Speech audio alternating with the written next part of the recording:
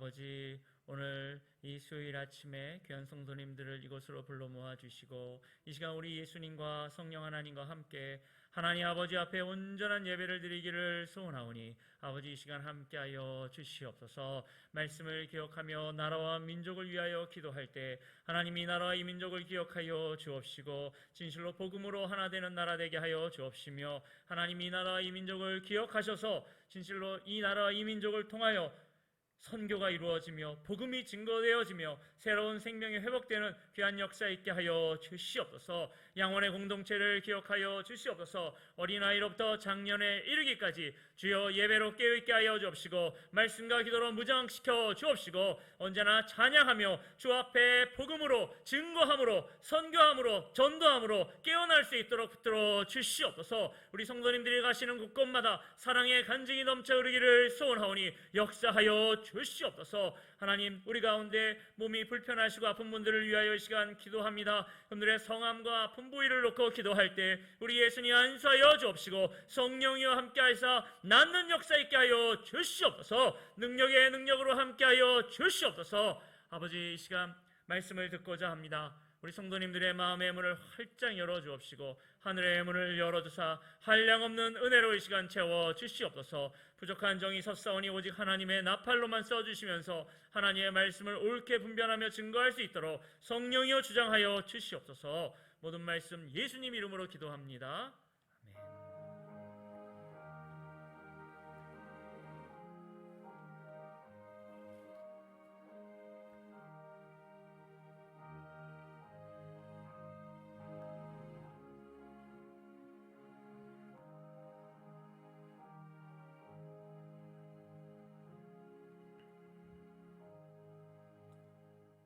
오늘 저 하나님 말씀은 구약성경 민수기 22장 5절로부터 6절에 있는 말씀입니다.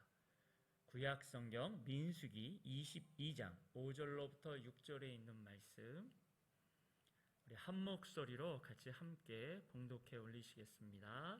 민수기 22장 5절 6절입니다. 함께 읽습니다. 그가 사신을 부올의 아들 발람의 고향인 강가보돌에 보내어 발람을 부르게 하여 이르되, 보라, 한 민족이 애굽에서 나왔는데 그들이 지면에 덮여서 우리 맞은편에 거주하였고 우리보다 강하니 청하건대 와서 나를 위하여 이 백성을 저주하라. 내가 혹 그들을 쳐서 이겨 이 땅에서 몰아내리라. 그대가 복을 비는 자는 복을 받고 저주하는 자는 저주를 받을 줄을 내가 알미니라. 아멘. 오늘은 민수기 22장 5절로부터 6절 말씀을 통하여 분별력이 필요한 이유라고 하는 제목으로 말씀을 증거하도록 하겠습니다.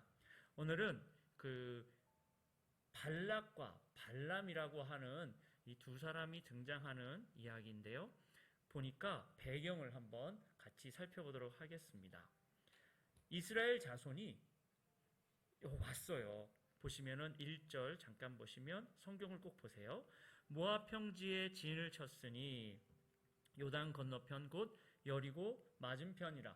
자, 지금 장수의 배경이 되는 것은 모압 땅 부근입니다. 그때 2절에 보시면 이제 십볼의 아들 발락이라고 하는 사람이 등장하죠. 이스라엘이 아모리인에게 행한 모든 일을 보았으므로 발락이라고 하는 이는 자신보다 앞서 이스라엘 백성이 아모리 사람에게 어떻게 행하였는지 그걸 봤대요. 그래서 3절 보시면 모압이 심히 두려워하였으니 이스라엘 백성이 많음으로 말미암아 모압이 이스라엘 자손 때문에 번민하였더라. 지금 이 발락이라고 하는 이 사람은 모압 왕인데요. 지금 상황이 자신들의 모압이라고 하는 이 나라에는 큰 위험한 거예요. 왜냐하면 이스라엘이라고 하는 민족이 왔는데 너무너무 숫자도 많고 강해 보이고 그리고 그 앞전에 아모리 사람들이 어떻게 되었는지를 보았기 때문에 정말 두려워하였습니다. 자, 그래서 그가 5절, 6절 오늘 본문 말씀에 발람이라고 하는 이를 초청합니다. 과거 제가 이거 성경 몰랐던 시절에 그 발락이랑 발람이 나오니까 발락이 모압 왕인 건 알았는데 발람이 나와서 아, 이 사람들 형제인가? 이렇게 착각을 한 적이 있는데 형제 아닙니다. 이름이 완전 다른 사람이에요. 발락은 모압 왕인데 발람이라고 하는 그 사람을 그 고향 땅에 사신을 보내가지고 초청을 합니다. 그런데 우리가 조금 주목해 볼 것은 6절에 여러분 6절 하반절을 한번 잘 보시겠습니까? 그대가 복을 비는 자는 복을 받고 저주하는 자는 저주를 받을 줄 내가 안다. 근데 이거는 마치 하나님이 아브라함에게 허락하신 약속 같은 말씀을 마치 기억나게끔 하는데 이 발람이라고 하는 이 사람은 말을 하는데 뭔가 저주를 하면 저주가 임하는 거고 복을 빌면 복이 임한다는 거 아니에요. 근데 잘 생각해 보세요, 여러분. 이게 그냥 소문만 도는 이야기였다면 그냥 소문을 끝날 것 같은데 지금 위기에 빠진 모압 왕이 이스라엘 백성 때문에 두려워서 한 조치가 사신단을 보내서 발람이라고 하는 이에게 예물을 드리고서는 그를 지금 초청하는 거, 초빙하는 거예요. 근데 그 근거가 내가 아는데 당신은 저주하는 대로 저주가 임하고 복을 비는 대로 복이 임하는 그런 사람이다 라고 하면서 초청을 해요. 그랬더니 이 발람이 어떻게 반응하는지 보세요. 8절입니다. 발람이 그들에게 이르되 사신들에게 이르되 이 밤에 여기서 유숙하라. 여호와께서 내게 이르시는 대로 너희에게 대답하리라. 하나님이 발람에게 말씀하실 수 있나 봐요. 하나님 말씀을 기다리겠대요. 그렇게 나와요? 그랬더니 12절에 보십시오. 하나님께서 응답을 또 해주시는데 하나님이 발람에게 이르시되 너는 그들과 함께 가지도 말고 그 백성을 저주하지도 말라. 그들은 복을 받은 자들이다. 하나님이 이렇게 분명한 메시지를 발람에게 허락하세요. 그럼 여기까지만 잠깐 본다면 발람이라고 하는 이 사람은 하나님하고 지금 대화가 되는 사람이네요. 그리고 하나님께 물었겠죠? 그리고 하나님이 대답해 주시는데 뭐라 그랬냐면 그들과 함께 가지 말아라. 그 백성을 저주하지도 말아라. 그들은 복을 받은 자다. 그러니까 지금 이제 발람이 할 일은 뭐겠습니까? 당연히 이런 거죠. 13절 보시면 아침에 일어나서 발락의 귀족들에게 이르시되 너희는 너희 땅으로 돌아가라. 여호와께서 내가 너희와 함께 가기를 허락지 아니하시느니라. 자, 여기까지가 딱 되어지면은 얘기가 완성이 되는 거예요. 그럼 더 이상 질척거릴 게 없는 거죠. 사람들이 아무리 요청을 했어도 발람은 하나님께 여쭈었고 하나님이 응답하셨고 그 말씀에 순종해서 돌아가라. 하나님이 허락지 아니하신다. 그러면 이제 얘기가 완성된 거예요. 그런데 죄라고 하는 녀석은요, 유혹이라고 하는 이 녀석은 절대로 멈추지 않습니다. 이제 오늘 본문에서 계속 보시면 알겠지만 끝났나 싶었으면은 끝나지 않았어요. 그러니까 여러분, 우리가 깨어서 기도해야 되고 깨어서 오늘 제목처럼 영적 분별력을 가져야 되는 이유는요. 이제 그만 됐어. 이젠 여기서 이제 완결이 된 거야 하고 안심하는 그 순간이 진짜 위험한 순간입니다. 이젠 됐어. 이젠 그만 끝났나 봐. 그걸 노리고 있거든요. 얘기가 여기서 멈춘 게 아니라 자, 보십시오. 발락이 멈추지 않아요. 17절 보시면은 어떤 얘기가 있는지 14, 15, 16을 잠깐 요약해드리면은 이 17절 오기까지요. 발락이 아까 보냈던 사신단보다 훨씬 더 많은 사신단인데 그들은 그 처음 온 사신단보다 훨씬 고위급 그 귀족들이 오고요. 예물도 이전에 했던 거하고 비교할 수 없을 만큼 아주 많이 가져오겠죠. 그리고서는 오늘 17절 말씀을 잠깐 소개해드리면 이것입니다. 발락 말씀에 청하여 아무것도 거리끼지 말고 내게 오는데 자, 우리 같이 한번 읽어볼까요? 내가 그대를 높여 크게 존귀하게 하고 그대가 내게 말하는 것은 무엇이든지 시행하리니 청하건대 와서 나를 위하여 이 백성을 저주하라. 저주하라고 하는 요청을 하면서 하는 말의 그 조건이 뭐냐면 내가 그대를 아주 높일 것이다. 아주 존귀하게 되게 할 거다. 오기만 해라. 그대가 말하는 것은 무엇이든지 시행한다. 자, 이 메시지가 들릴 무렵에 이 발람이라고 하는 눈앞에는 뭐가 있을까요, 지금? 예, 바로 그 사신단과 뭐가 있다고요? 아주 많은 예물들. 그 유혹이 올 때 가만히 조건들을 보면 보암직도 하고 먹음직도 하고 지혜롭게 할 만큼 탐스럽다. 안목의 정욕, 육신의 정욕, 이생의 자랑. 이 세 가지 통로로 해서 이렇게 오나 봐요. 근데 오늘 보니까 내 안목을 막 흔들리는 뭔가 예물도 있고요. 또 그 메시지가 들리는데 오기만 해라. 내가 너를 최고로 존귀하게 해주겠다. 이생의 자랑이 되도록 높여주겠다. 원하는 대로 말만 해라. 네가 청하는 대로 뭐든지 행하게 하겠다. 정말 자신 안에 있는 욕망을 아주 최고치로 막 이렇게 하고 있어요. 근데 조건은 뭐냐면 이 백성을 저주하기만 해라. 이게 조건이었습니다. 근데 여러분, 발람은 하나님 말씀 모르나요? 하나님 분명히 얘기했잖아요. 뭐라 그랬냐면 너는 그들과 함께 가지 말고 그 백성 저주하지 말아라. 그 백성들은 복을 받은 자들이다. 이게 하나님 정답이잖아요. 그러면 그런 얘기가 딱 왔을 때 이미 하나님이 이야기하셨습니다. 이거 제가 할 수 있는 영역이 아니에요. 가지고 돌아가세요. 이게 어쩌면 정답이지 않습니까? 아까 전에 멈췄던 이야기. 그런데 이게 막 들어오니까 이거 막 요동치나 봐요. 근데 18절 보시면은 발람이 반응을 하는데 참 이상하게 반응해요. 18절 보세요. 발락의 신하들에게 대답하여 이르되 발락이 그 집에 가득한 은금을 내게 줄지라도 내가 능히 여호와 내 하나님의 말씀을 어겨 덜하거나 더하지 못하겠노라. 정답을 얘기하고 있죠. 은금을 많이 준다고 해도 하나님 말씀을 더하거나 덜할 수 없다. 분명히 제대로 이야기를 하고 있어요. 맞죠? 그러면서 또 뭐라 그러냐면 그런즉 이제 너희도 이 밤에 여기서 유숙하라. 여호와께서 내게 무슨 말씀을 근데 왜 유숙하라 그럴까요? 왜 하나님에게 한번 더 묻는다고 이야기할까요? 아까 전에 원래 이 18절은 어떻게 해야 원래 예쁜 말이냐면은 은금을 더하여 준다고 해도 내가 하나님 말씀을 더하거나 덜할 수 없다. 하나님은 이미 내게 이야기하셨다. 더 할 말은 저번에 사신단에게 했던 말이고 나 더 할 말 없다. 돌아가시오. 여기가 멈춘다 그러면은 여기까지가. 그런데 이 사람은 여기서 좀 더 나가는 거죠. 그럼 여기서 유숙해라. 혹시 하나님께서 나에게 할 말이 더 있을지 모르니까 하겠다. 그랬더니 밤에 진짜 하나님이 말씀해 주세요. 하나님이 20절에 이렇게 얘기해 주시거든요. 그 사람들이 너를 부르러 왔거든. 일어나 함께 가라. 그러나 내가 내게 이르는 말만 준행할지니라. 하나님이 갑자기 가라 그러시네요. 여기서 분별력이라는 게 필요합니다.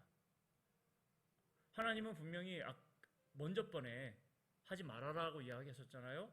근데 지금 여기서 가라라고 이야기하세요. 그럼 어떻게 해야 될까요? 여러분 그거 아세요? 내 안에 있는 욕망이 있으면요, 하나님 말씀이 그 욕망 그대로 들어오기를 원하고서는 해요. 즉 기도의 응답을 자기가 결정하고서 하나님한테 하는 거예요. 가끔씩 기도해 주세요라고 이야기하면서 이렇게 요청하는 것들을 사역 가운데 이게 종종 듣는데요. 근데 다 그러신 건 아닌데 들어보면은 이미 응답에 대한 조건과 응답 받고 싶은 것들을 자기가 다 결정하고서는 요청하시는 분들이 있어요. 여러분 하나님 앞에 기도한다는 이야기는 모든 것들을 하나님께 맡기니까 어떻게 될 수 없기 때문에 모르니까 하나님께 요청하면서 하나님 말씀에 순종하겠습니다 입니까? 아니면 내가 이미 다 결정하고 내가 듣고 싶은 말을 놓고서는 기도하는 건가요? 만약에 하나님이 그 응답을 했으면 응답이 왔구나 이렇게 합니까? 그럼 만약에 그거하고 다르게 되면 이건 응답이 아니야 이럽니까? 기준이 누가 되시는 건가요? 나입니까? 우리 하나님이 되시는 건가요? 근데 오늘 하나님이 얘기하긴 하셨어요. 가래요. 너는 내가 하는 말만 준행하면 된대요. 그리고서는 이게 이제 시간 관계상 제가 다 할 수가 없기 때문에 포인트만 한번 해보도록 하겠습니다. 자, 어떤 상황이냐면 아침에 일찍 일어나가지고선 정말 가요. 나귀를 탔죠. 종들은 뒤에 두고서는 이렇게 가는데 이게 웬일이에요? 나귀 눈에 여호와의 사자가 그 앞에 서 있는 거예요. 여호와의 사자가 그를 막으려고 길에 서니라. 발람은 자기 나귀에 탔고, 그리고선 23절에 보니까 나귀가 또 봐요. 뭘 봤어요? 여호와의 사자가 칼을 빼서 손에 들고 길에 선 것을. 그럼 나귀가 이걸 보니까 어떻게 해요? 그래도 이 나귀는 충신인 것 같아요. 자기 주인을 살리려고 길에서 벗어나서 밭으로 들어가요. 발람 입장에서는 이 나귀가 너무너무 이상한 거예요. 아니 길이 있는데 왜 같이 밭으로 가? 채찍질을 막 하죠. 그랬더니 이번에는 좀 더 범위를 좁혀가지고서는 포도원 사이 좁은 길에 섰고 좌우에는 담이 있다. 그러니까 이거 지금 나귀는 계속 발람은 앞으로 전진하라고 얘기하고 있고 여호와의 사자를 했는데 나귀 입장에서는 지금 이렇게 되면 안 되는 거잖아요. 그러니까 어떻게 해요? 피하려고 그러니까 자꾸 담 쪽으로 미니까 발람의 발이 어떻게 됩니까? 담벼락에 막 쓸리겠죠. 아니 이 녀석이 뭐야? 오늘 왜 이래? 그리고서 또 막 때립니다. 그랬더니 여호와의 사자가 이번에는 진짜 가까이 딱 다가가죠. 이제는 포위망이 좁혀진 거예요. 칼만 내려치면 끝인데 발람 밑에 확 나귀가 엎드려 버렸습니다. 전진하지 않는 거예요. 이제 가지 않는 거예요. 확 엎드렸어요. 나귀가. 그랬더니 발람이 화가 있는 대로 난 거죠. 아니 이 녀석이 오늘 왜 이러는 거야? 지팡이를 빼다가 나귀를 막 심하게 때렸겠죠. 성경 역사상 아주 진짜 드문 일이 28절에 일어납니다. 나귀가 여호와께서 나귀의 입을 여시는데 발람에게 이르되 내가 당신에게 무엇을 하였기에 나를 이같이 3번 때리느냐? 발람이 나귀에게 말하되 죄송합니다. 나귀가 이렇게 묻죠. 내가 당신에게 무엇을 하였기에 나를 이같이 3번이나 때립니까? 그랬더니 발람이 뭐라고 반응을 하냐면 내가 나를 거역하였기 때문이라. 내 손에 칼이 있었다면 곧 너를 죽였을 거다. 이게 바로 29절에 나온 발람이 한 말이었습니다. 여러분, 말이라고 하는 게 참 무서운 게 지금 발람이 나귀에게 하는 그 말을 한번 잘 생각해 보세요. 발람이 나귀에게 말하되 내가 나를 거역하였기 때문이니 내 손에 칼이 있었다면 곧 너를 죽였으리라. 여호와의 사자가 하나님이 분명히 가라고 얘기했는데 그래서 가는 거잖아요. 근데 갑자기 여호와의 사자가 왜 그렇게 포위망을 좁혀가면서 칼을 빼들고 이러고 있을까요? 발람이 스스로가 자기가 자기를 지금 심판하고 있는 거 보이시는가요? 성경이 정말 무서운 거는 하나님이 따로 심판을 하지 않아도 스스로가 자신이 자신을 심판하는 말을 하는 것을 보게 되어집니다. 오늘 발람이 지금 정답을 이야기하고 있죠. 왜 여호와의 사자가 하나님이 분명히 가라고 얘기하셨는데 칼을 들고 서 있는가? 자기가 입으로 얘기해요. 하나님이 하시는 말씀인 것 같아요. 내가 나를 거역하였기 때문이니 내 손에 칼이 있었다면 곧 너를 죽였으리라. 근데 나귀가 이렇게 얘기하는 거야. 아니 일생 동안 내가 있으면서 이런 일이 있었느냐? 잘 생각해봐라. 그런데 오늘 한 번도 이런 적이 없는데 당신 왜 이러느냐 하고서 막 나귀가 막 변명을 얘기하고 있는 가운데 하나님이 발람의 눈을 쫙 밝혀주시는 거예요. 나귀도 보는 걸 이 선지자라고 할 수 있는 참 묘한 사람이에요. 이 사람은 드디어 그걸 보는 거예요. 여호와의 사자가 칼을 빼들고 길에 선 것을 보고 머리를 숙였을 때 여호와의 사자가 32절, 33절 말씀인데요. 여기 정확하게 얘기를 해주죠. 너는 어찌하여 내 나귀를 이같이 3번 때렸느냐? 보라, 내 앞에서 내 길이 사악함으로 내가 너를 막으려고 나왔더니 나귀가 나를 보고 이같이 3번 돌이켜 내 앞에서 피하였느니라. 나귀 때문에 3번 살았습니다. 나귀가 만일 돌이켜 나를 피하지 아니하였더면 내가 벌써 너를 죽이고 나귀는 살렸으리라.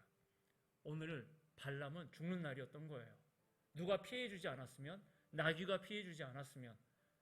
나귀는 볼 수 있는 걸 발람은 보지 못했습니다. 이거 참 무섭고도 참 이상한 본문이죠, 여러분. 그리고서는 도착을 해요. 그것이 이제 그 38절인데요, 여러분. 38절에 이제 발람이 도착하니까 왜 이렇게 늦었느냐, 오지 않았느냐, 내가 당신 존귀하게 할 거다. 그러면서 38절에 발람이 발락에게 이르되, 자, 잘 보세요. 내가 오기는 하였으나 무엇을 말할 능력이 있으리까? 하나님이 내 입에서 주시는 말씀, 그것을 말할 뿐입니다. 이렇게 얘기를 합니다. 그러니까 이 사람은 지금 자기가 어떤 존재인지를 인지하고 있는 거예요. 내가 함부로 말하는 자가 아니라 하나님이 말하는 대로 말할 수 있습니다. 라고 하는 말을 해요. 자, 여러분, 성경을 이번엔 펴셔야 됩니다. 눈으로 직접 확인하셔야 돼요. 23장 12절. 자, 눈으로 보십시오. 제가 읽습니다.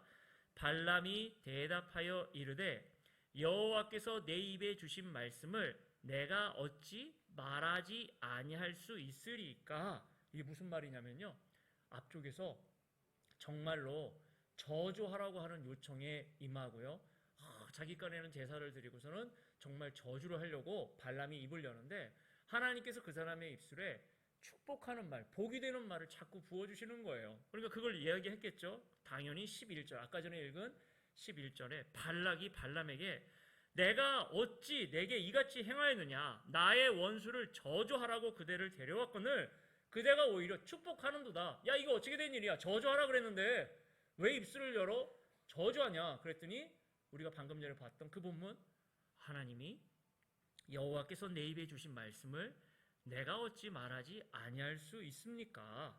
이렇게 얘기를 합니다. 자, 그리고 우리 23장 16절, 아닙니다. 죄송합니다. 자, 여기서 이제 두 번째로 발람이 이렇게 이야기할 때 첫 번째로 하고 두 번째로도 이게 하고 세 번째로도 계속 하는데, 여러분, 그때마다 발람의 입술에서 계속 복이 되는 말이 나가는 거예요. 이제 그게 핵심입니다. 처음에는 이렇게 일반 장소였던 것 같고 좀 했는데, 자꾸만 하나님께서 그의 입술에 나는 하나님이 하시는 말씀을 할 수 있는데 저주가 나가지 않고 축복이 나가고 있다. 그랬더니 발락이 그러면 비스가 꼭대기 좀 높은 데로 가가지고서는 거기서 가면은 낫겠지. 이게 바로 이제 14절에 있는 말씀인데요. 발람이 발락에게 이르되 내가 저기서 여호와를 만나뵐 동안에 여기 당신의 번제물 곁에 서서서 하고서는 또 저주를 하려고 하는데 18절 이하부터 24절 말씀까지 쫙 또 이렇게 하는데 이게 또 축복되는 말씀만 하는 거예요. 그랬더니 당연히 25절에 발락이 화내겠죠. 화를 내면서 이러는 거예요. 야, 이렇게까지 할 거면 축복도 하지 말고 저주도 하지 마라. 23장 26절 잘 보십시오. 발람이 발락에게 대답하여 이르되 내가 당신에게 말하여 이르기를 여호와께서 말씀하신 것은 내가 그대로 하지 않을 수 없다고 하지 아니하더이까. 그러니까 지금 발람이 발락에게 처음에서 했던 말, 제가 여기 오기는 했지만 하나님께서 해주시는 말씀만 할 수 있습니다. 그 조건을 얘기하고 정말 그 계속 장소까지 바꿔가면서 해도 그 입술에 계속해서 이스라엘 백성을 축복하는 말만 하는 거예요.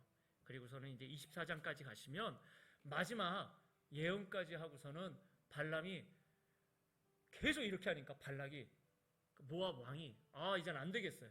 도무지 안 되겠어요. 그래서 우리 24장 25절 보시면은 헤어져요. 발람이 일어나 자기 곳으로 돌아가고 발락도 자기 길로 갔더라. 여러분, 여기까지만 잠깐 이야기를 이렇게 보시면 어떤 내용인지 잠깐 요약해 드릴게요. 다시 한번요. 모압 왕 발락이 아모리 사람들에게 일어난 일, 이스라엘 백성이, 우리는 하나님이 함께 해주셨기 때문에 이 일이 가능하다는 걸 잘 알고 있지만, 이 발락이라고 하는 모압 왕 입장에서는 무시무시한 민족이 앞까지 온 거예요. 너무 강해 보이기 때문에 자신이 할 수 있는 조치가 없었을 때 생각한 건 자신이 알고 있는 발람이라고 하는 이가 있는데 그 사람은 입술에서 복을 이야기하면 진짜 복이 내리는 거고 저주를 이야기하면 저주가 임하는 그런 사람이었어요. 이거는 그냥 가타부타 소문이 아니라 어느 정도로 확실했냐면은 사신단을 보내서 예물을 드려 초청할 정도로. 근데 처음에 초청을 했는데 하나님께서 그 사람들과 가지 말아라, 저주하지 말아라, 그 백성은 복을 받은 민족이다라고 이야기했을 때 발람이 순종했는데, 아니 그 다음에 발락은 어떻게 그런 확신이 있었는지는 모르겠지만 훨씬 높은 고위직의 귀족들과 더 많은 양의 예물을 가지고 가가지고서는 초빙을 해요. 발람이 거기서 하나님이 무슨 말씀하는 건지를 모르는 이가 아니었는데도 불구하고 이 발락의 메시지 너무 끌렸던 것 같아요. 아침에 출발하다가 나귀가 아니었으면 아주 죽는 날이죠. 3번 나비가 피했기 때문에 살 수 있었을 때 했던 분명한 하나님의 마지막 메시지는 뭐였냐면 내가 이르는 말만 해라. 그리고서는 완전 어쩌면 의기소침해가지고서는 발락을 만나요. 그리고 이 발람이라고 하는 이가 그 발락에게 말하기를 내가 오기는 했지만 하나님이 주시는 말씀만 할 수 있다. 그리고서 아니나 다를까 장소까지 바꿔가면서 저주를 해야 되는 그 시간에 축복되는 말만 하는 거예요. 저는 여기서 진짜 헷갈리기 시작했습니다. 왜요? 여러분 제가 읽어드리는 말씀이 있는데요. 발람이 했던 이 말입니다. 23장 19절이에요. 23장 19절 제가 읽어드릴게요. 하나님은 인생이 아니시니 거짓말을 하지도 않으시고 인생이 아니시니 후회가 없으시도다. 어찌 그 말씀하신 말을 행하지 아니하시며 하신 말씀을 실행하지 않으시랴. 이거 옛날에 암설 구절 중에 하나였거든요. 여러분 이 구절 되게 익숙하지 않으세요? 하나님은 사람이 아니시니 거짓말을 하지 아니하시고 인생이 아니하시니 후회가 없으시도다. 익숙하신 본문 아닙니까? 이거 누가 얘기한 거냐면 발람이 얘기한 거예요.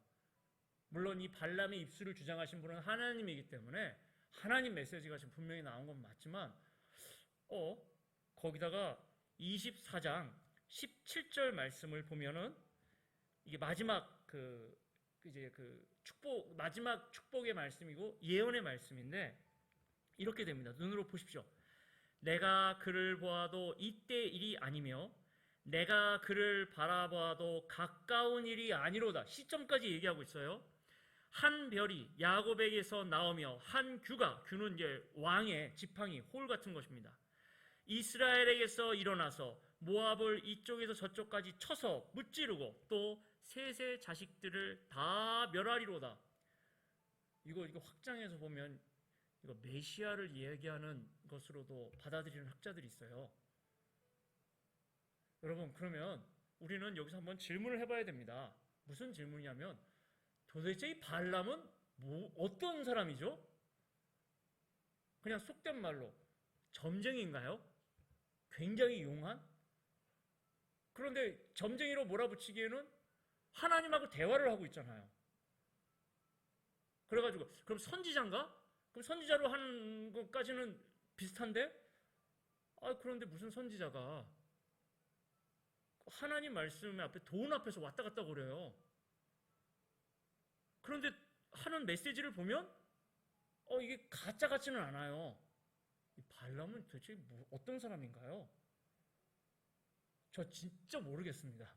발람은 도대체 그냥 쉽게 가짜 선지자, 거짓 선지자 그러면은 가짜 거짓 선지자는 어떤 유형이냐면 자기 이익을 위해서 하나님이 하시지 않은 말씀을 했다고 이야기하면서 백성들을 막 괴롭히고 착취하는 그런 존재를 가리켜 가짜 거짓 선지자라 그러거든요. 근데 가짜 거짓이라고 이야기하기에는 지금 메시지가 이상하다. 하나님이 하시는 말씀이 분명해 보이는 것을 이야기하고 있는데 그 속에 있는 욕망과 탐욕을 보면 이상하다. 이게 지금 진짜예요? 가짜예요? 여러분 어떠십니까? 오늘 우리가 말씀의 제목 분별력이 필요한 이유 발람이라고 하는 이 사람을 통해서 한번 우리 자신도 바라봐야 될 게 우리는 진짜입니까? 가짜입니까? 가짜라고 이야기하기에는 참된 하나님의 은혜와 진짜가 많았고 그리고 진짜라고 이야기하기에는 막 이상하게 막 흔들리고 죄성 있는 모습이 막 있으면서 막 헷갈리는 거예요. 이 본문 보면서 헷갈리지 않으십니까? 이 사람은 도대체 뭔가요? 점쟁이는 아닌 것 같아요. 그냥 옛날 속된 그냥 복채받고 하는 이는 아닌 것 같아요. 하나님의 말씀 분명히 맞고 대화하고 여호와의 사자가 죽일 정도로 간섭하는 인거로 봐서 하나님과 관계 있는 사람은 맞는데 막상 그 전체적인 것을 보면 발락이라고 하는 이를 따라가 자신 안에 있는 안목의 정욕, 육신의 정욕, 이생의 자랑을 따라가는 모습이 있는가 하면 또 그가 소리를 이렇게 딱 할 때 보면은 이건 부인할 수 없는 하나님의 메시지를 또한 이야기하고 있는 것도 맞는 거예요. 보면은 너무너무 헷갈립니다. 어떠세요, 여러분? 이게 구별이 되시나요? 참 선지자라고 하기에는 그런 선지자는 아닌 것 같고, 가짜 거짓 선지자라고 하기에는 하나님의 메시지를 말하고 있겠으니까 이건 또 아닌 것 같고, 그렇다고 해서 진짜 참으로 몰아붙이기에는 이 사람 안에 있는 탐욕과 잘못된 것들을 따라가는 모습 속에서 나의 모습과 한번 비교해 보세요.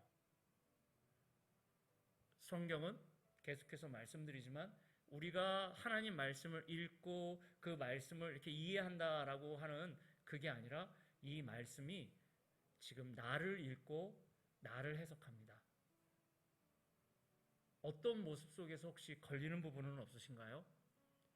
가짜 그리스도인은 분명히 아닌 것 같고, 그렇다고 참 그리스도인이라고 이야기하기에는 이상하게 묘한 모습이 또 발견되어지고 왔다 갔다 거리는 이상한 모습들. 여러분, 근데 여기서 아까 전에 제가 이 이야기 24장 맨 마지막 절이 뭐였냐면 이 발락이라고 하는 모압 왕이랑 발람이라고 하는 이게 선지자인지 그냥 가짜 거짓 선지자로 할게요. 거짓 선지자인 이 발람이랑 헤어져요. 왜냐하면은 그렇게 돈 많이 써가지고 막 하고서는 막 저주를 퍼부으려고 해도 하나님께서 그 사람의 입술을 주장해서 막 축복되는 말씀만 계속 나가니까 아마도 이 모압 왕 발락 입장에서는 이제 그만해요. 네 돌아가 하고서는 이렇게 딱 헤어지는 걸로 끝나요. 그러면 여기서 얘기가 끝내야 되지 않습니까? 아까 전에 제가 말씀드렸듯이 죄가 끝난 것처럼 보이지만 절대 끝나지 않고 이렇게 숨어 있다가 샥 올라오기 시작합니다. 갑자기 25장에서 이상한 일이 벌어져요.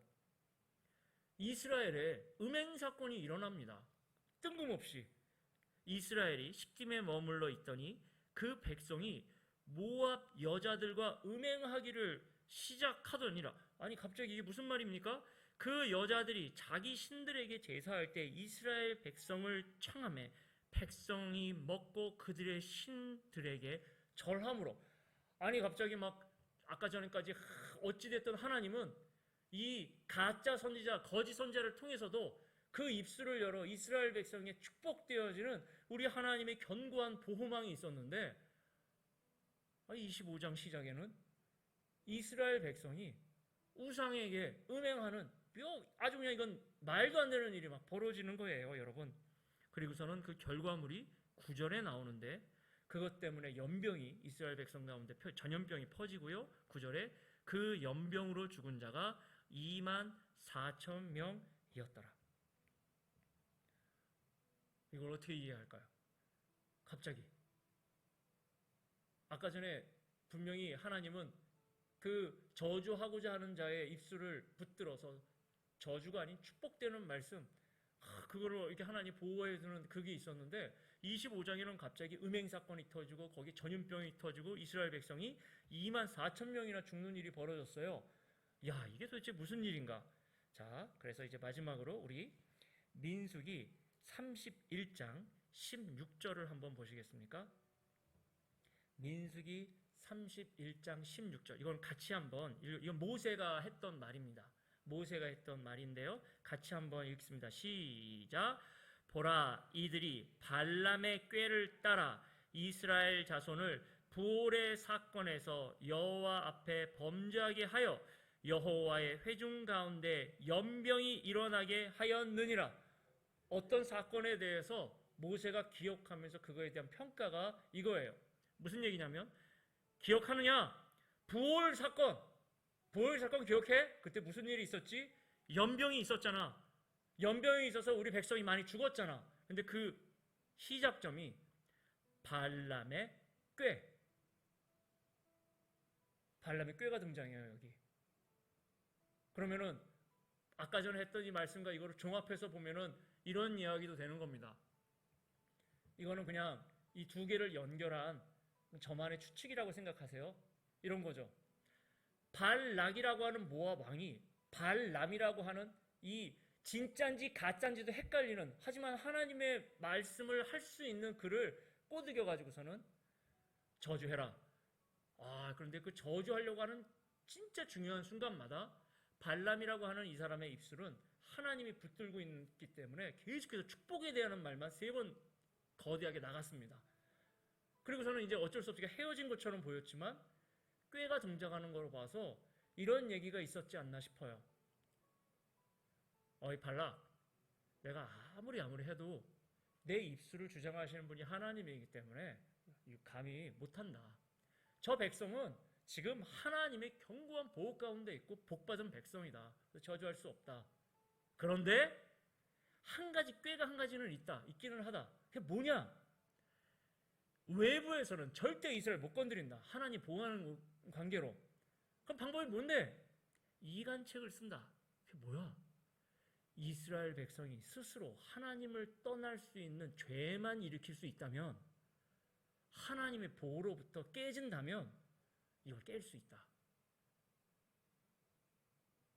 그럼 구체적으로 뭘 하면 될까? 우상을 섬기게 만들어라.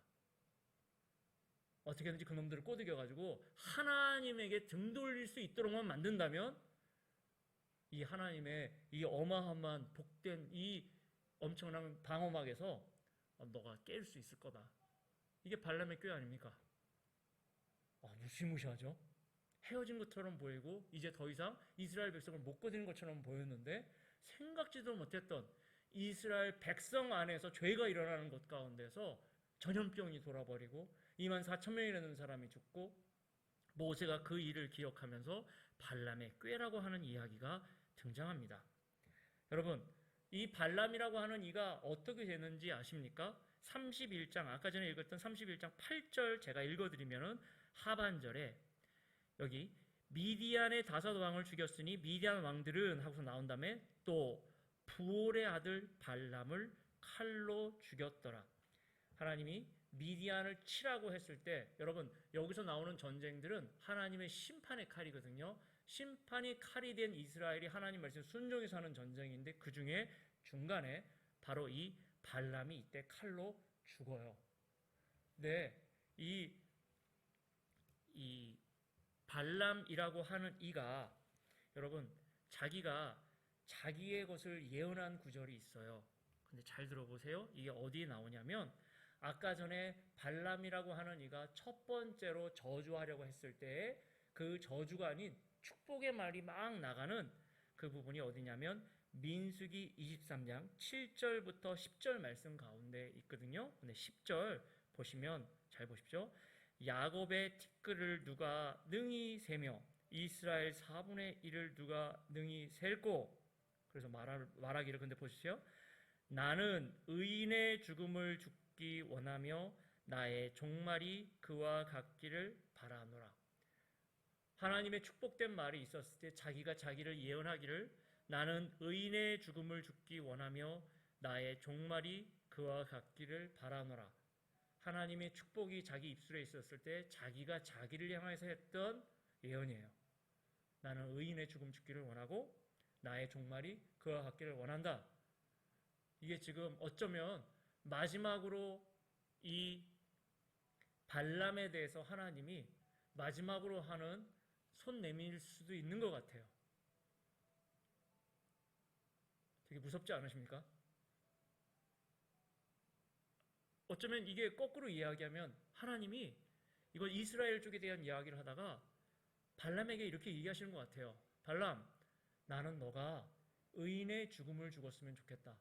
너의 마지막이 내가 인정하는 그 의인의 삶으로 삶을 종결시켰으면 좋겠어 라고 이야기하시는 것 같아요. 아마도 자기가 예언을 하고 있지만 그 예언의 목소리가 자기가 분명 이야기하는 것이면 하나님이 주관하시는 과정 가운데 있기 때문에 분명히 자기가 듣거든요. 그러면은 나는 하고 나왔으면은 하나님이 지금 이 발람에게 기회를 주시는 마지막 순간까지 왔는데도 불구하고 그는 계속해서 발락과 함께 저주하는 자리에 계속해서 가죠. 그리고 종국에는 이스라엘 백성이 잘못될 수 있는 꾀를 내는 것이 그의 마지막 것으로 맞춰지고 결국 하나님의 심판의 칼날 가운데 그가 마지막을 마칩니다.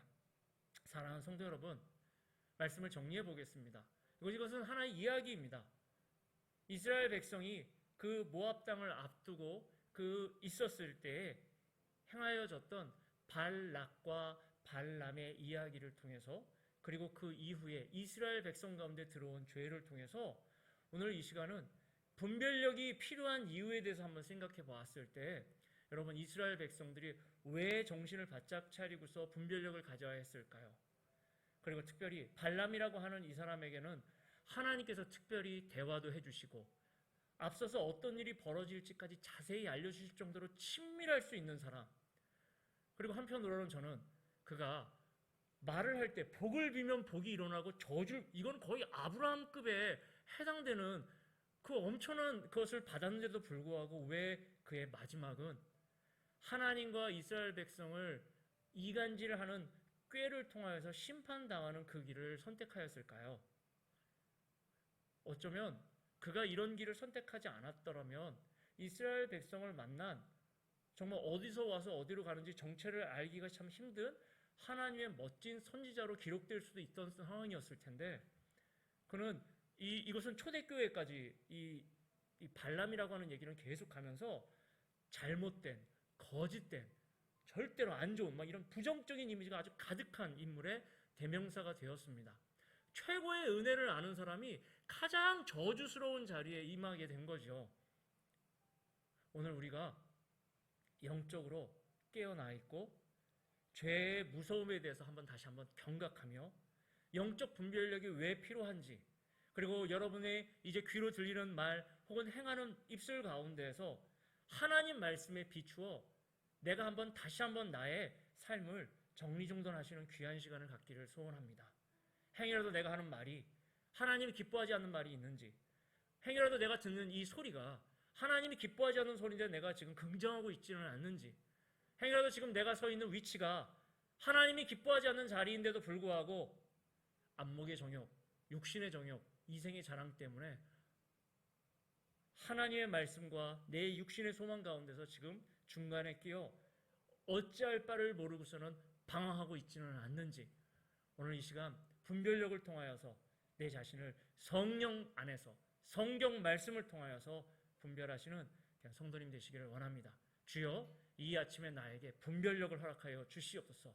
주의 말씀을 통해 오늘 나를 분별할 수 있도록 주여 나를 보호하여 주시옵소서. 나의 입술과 나의 귀와 나의 손과 발을 지켜 보호하여 달라고 이 시간 이 말씀을 기억하면서 우리가 이 시간 함께 힘있게 기도하도록 하겠습니다. 우리 이 시간 한번 말씀을 기억하면 주님 세 번 크게 부르고서는 주여 나를 지켜 주시옵소서. 같이 함께 기도하시겠습니다. 주여 주여 주여 오 하나님 아버지 이 시간 함께하여 주시옵소서. 주의 말씀을 통하여 분별하기를 원합니다. 영적 분별력을 허락하여 주시옵소서. 우리의 입술을 지켜주시옵소서. 우리의 눈과 귀를 지켜보아여 주시옵소서. 우리의 발과 손을 지켜보아여 주시며 하나님이 원하시고 하나님이 기뻐하시는 자리에 서게 하여 주옵시며 주님께서 기뻐하는 말과 마음을 갖기를 원하오니 주여 도와 주시옵소서. 육신의 정욕, 안목의 정욕, 이생의 자랑이 아닌 정말로 성령의 열매를 맺고 하나님이 기뻐하시는 열매를 맺는 자의 삶을 살기를 원합니다. 도와주시옵소서. 하나님 지켜보아여 주시옵소서. 영적 분별력을 허락하여 주시옵소서. 깨어나기를 원하오니 도와주시옵소서. 하나님 아버지 말씀을 증거하였습니다. 행여나도 인간의 것이 섞였다면 용서하여 주시고 오직 귀한 우리 성도님들 심령에는 살아계신 우리 하나님의 말씀만 있기를 소원하오니 붙들어 주시옵소서. 주여 이 말씀을 우리가 받았을 때 하나님 이 말씀을 내가 부여잡고 단순히 입술로만 고백하고 하는 것이 아니라 이 말씀이 나를 해석하시고 이 말씀이 나를 바라보실 때 하나님이 나를 바라보시는 그 눈길로 내 자신을 바라보기를 원합니다. 내가 서 있는 위치, 내가 하는 말, 내가 보는 것, 내가 듣는 것이 과연 우리 하나님 앞에 올바른지를 영적 분별력을 갖기를 원하오니 성령의 이 시간 주장하여 주시옵소서. 우리 성도님이 가시는 곳마다 우리 하나님의 마음이 시원케 되게 하여 주옵시고 우리 하나님의 공의와 정의가 흘리게 하여 주옵시고 하나님이 기뻐하는 성령의 열매가 맺히기를 소원하오니 역사하여 주시옵소서. 모든 말씀 예수님 이름으로 기도합니다. 아멘. 이 시간 주님 가르쳐 주신 기도로 마치도록 하겠습니다. 하늘에 계신 우리 아버지여, 이름이 거룩히 여김을 받으시오며 나라가 임하옵시며 뜻이 하늘에서 이루어진 것 같이 땅에서도 이루어지이다. 오늘날 우리에게 일용할 양식을 주옵시고 우리가 우리에게 죄 지은 자를 사하여 준 것 같이 우리의 죄를 사하여 주옵시고 우리를 시험에 들게 하지 마옵시고 다만 악에서 구하옵소서. 대개 나라와 권세와 영광이 아버지께 영원히 있사옵나이다. 아멘.